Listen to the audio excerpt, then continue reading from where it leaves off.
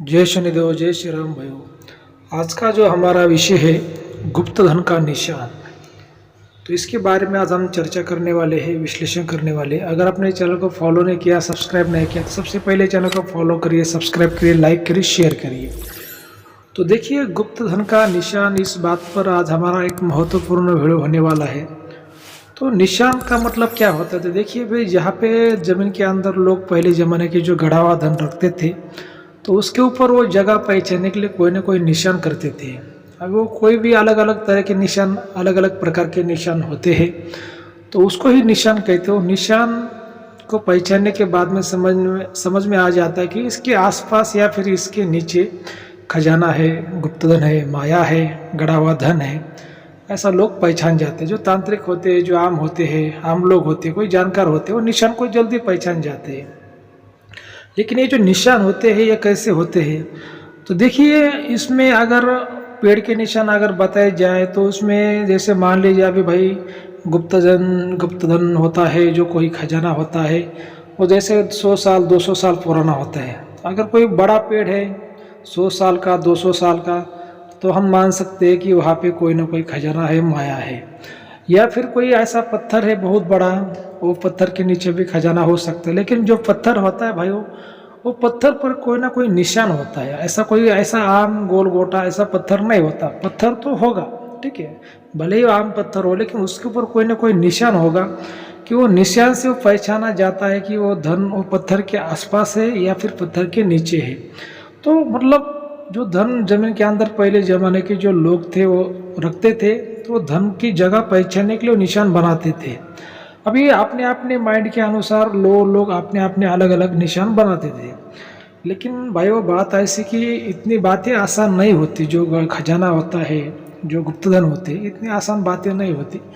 उसके ऊपर कोई टोटका शक्तियाँ भी होती है, कुछ तंत्र मंत्र भी होते हैं।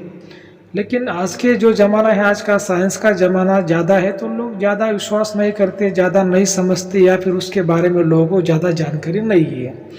लेकिन कुछ ऐसी बातें होती है कि भैया, जो हमें आंखों से दिखाई नहीं देती, लेकिन वो होती है। जैसे हवा हमें आंखों से दिखाई नहीं देती, लेकिन वो होती है। बिजली का करंट भी हमें आंखों से दिखाई नहीं देता, लेकिन वो होता है। तो ये वैसी बातें रही थी कि पहले ज़माने में जो भी खजाने, गुप्तधन जो जमीन के अंदर हुआ करते थे, उनके ऊपर कोई ना कोई टोटका शक्ति हुआ करती थी। और वो जो जगह पहचानने के लिए जो निशान, वो पहले ज़माने के लोग वैसे करते थे। लेकिन क्या है ना कि अभी बहुत से लोगों ने जो धन जमीन में पहले गाड़ दिए थे, वो निकाल लिए, और बहुत से लोगों के जो धन है वो जमीन के अंदर रह गए। तो क्योंकि पहले ज़माना एक ऐसा था कि कोई लोग बीमारी से मर गए, जगह भूल गए, या फिर किसी राजा ने आक्रमण कर दिया तो फिर गांव छोड़ के चले गए। तो ऐसे बहुत से जो धन है जमीन के अंदर रह गए। अभी भी अगर किसी के घर में, किसी के गांव में, खेत में अगर ऐसे धन हुआ करती, तो उस पर शक्तियाँ हुआ करती है, टोटके हुआ करते हैं, बड़ी बड़ी नाग देवता की भी शक्ति हुआ करती है। और आज भी अगर किसी के राशि पे वो शक्ति क्रॉस हो जाती, तो लोगों को सपनों के द्वारा रियल में संकेत देती है, उसकी मौजूदगी बताती है कि वो धन है वहाँ पे, शक्ति है वहाँ पे। लेकिन क्या होता है कि आज का जो ज़माना है, लोग पहली बातों को ज़्यादा नहीं जानते। तो किसी को संकेत मिलते भी होंगे, किसी को कुछ महसूस होता भी होगा, लेकिन वो समझ नहीं पाता कि भाई हमारे साथ में क्या हो रहा है, ठीक है। अभी कैसा होता है कि जिसने गुरु किया है, जिसके पास गुरु का आशीर्वाद है, जिसके पास गुरु का ज्ञान है, तो वो लोग गुरु की सलाह लेकर ऐसी बातों को समझ जाते हैं, खुद की सेफ्टी करवा लेते हैं, या फिर गुरु का आशीर्वाद प्राप्त करके अपना जीवन सुखी कर लेते हैं। लेकिन जिसने गुरु नहीं किया है, लोग ऐसी बातों को नहीं समझ पाते। और कभी कभी वो कोई छोटे मोटे तांत्रिक से वे जानकारी पाते हैं, तो छोटा मोटा तांत्रिक उनको सही जानकारी दे भी नहीं पाता। कैसा होता है कि गुरु आपको ऐसा करना है कि जिसके पास में तीनों भी गुणों का ज्ञान हो और तीनों भी विद्याओं का ज्ञान हो, तभी आपको सही जानकारी गुरु दे सकता है। तो क्या होता है ना कि ये जो गुप्तधन होते हैं, जो खजाने होते हैं, जो माया होती है, इसके ऊपर की जो शक्तियाँ होती है भाई, वो जहाँ पर भी ये धन होते हैं उसके ऊपर जो शक्तियाँ होती है, मान लो किसी के खेत में धन है, किसी के घर में धन है, तो वहाँ पे दिक्कत पैदा कर देती है, प्रॉब्लम पैदा कर देती है। अभी ये धन के जो संकेत होते हैं कैसे होते, तो ये जो धन की जो शक्ति है, किसी को रियल में आके भी बता देती है उसका जो राज है, जो धन का जो राज है, और किसी को सपनों के माध्यम के द्वारा भी शक्ति बताती है। लेकिन आपको याद रहना चाहिए कि भाइयों, अगर कोई धन आपके घर में है, खेत में है, आपके प्रॉपर्टी में है और वो आपके खानदान का नहीं, तो जो शक्तियाँ होती है कुछ ना कुछ मांगती है, कुछ ना कुछ लेती है।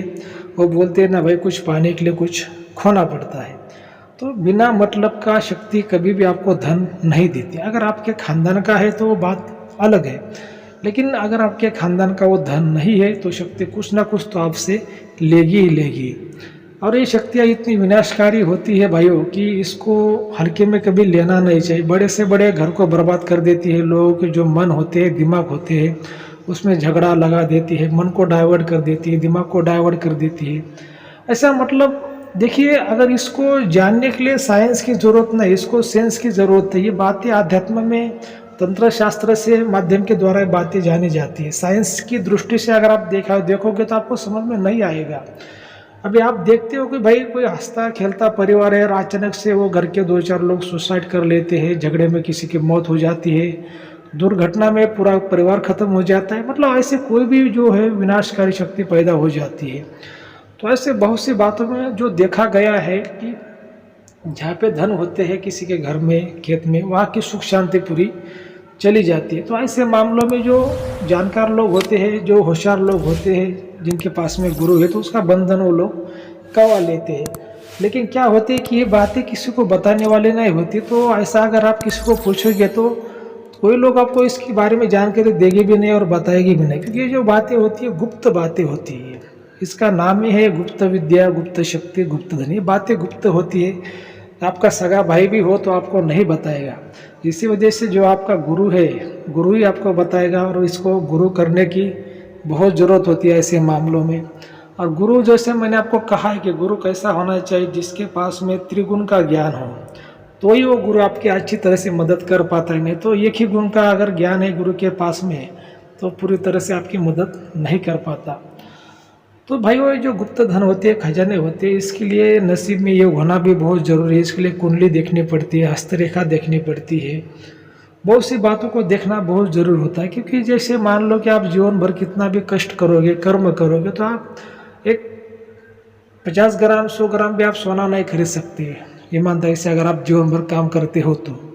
और इतना गुप्त धन में 1 कुंटल 2 कुंटल सोना होता है, 50 किलो 20 किलो सोना होता है। तो इतना आपको अगर मिल रहा है तो नसीब से ही मिलेगा। कोई ना कोई आपका पिछला जन्म का जो पुण्य है उसके अनुसार ही आपको मिलेगा। तो इसलिए नसीब भी देखना बहुत ज़रूरी होता है।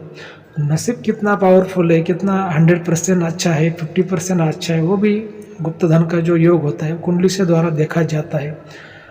ऐसे बहुत सी बातें होती है। तो ठीक है भाई, आज की वीडियो में इतना ही। अगर किसी को कोई प्रॉब्लम है, समस्या है, तो दिए गए नंबर पर आप हमें व्हाट्सएप कॉल कर सकते हैं। धन्यवाद।